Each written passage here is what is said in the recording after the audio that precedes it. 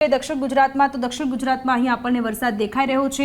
દક્ષિણ ગુજરાતના સેલવાસ અને વલસાડમાં વરસાદ પડી શકે છે, તો આહવા, નવાપુર અને વ્યારામાં પણ સવારમાં 7 વાગ્યાથી લઈને આખો દિવસ વરસાદ પડે તે પ્રકારની સ્થિતિ અહીંયા આપણને દક્ષિણ ગુજરાતમાં દેખાઈ રહી છે। તો ત્યાર પછી સુરતની વાત કરીએ તો સુરતમાં નહિવત એવો વરસાદ પડવાનો છે।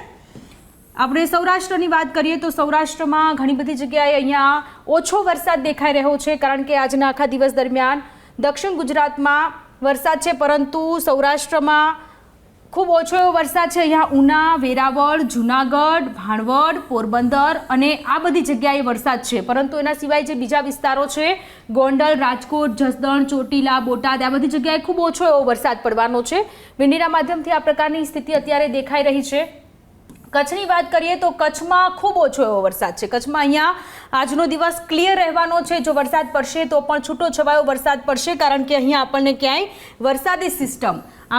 વરસાદી સિસ્ટમ ક્યાંય નજરે પડી રહી નથી। અહીંયા ક્યાંય આપણને વરસાદ દેખાતો નથી। જો હળવો વરસાદ પડે તો માંડવીમાં થોડો એવો હળવો વરસાદ પડે તે પ્રકારની સ્થિતિ અત્યારે જોવામાં આવી રહી છે। ત્યાર પછી આપણે વાત કરીએ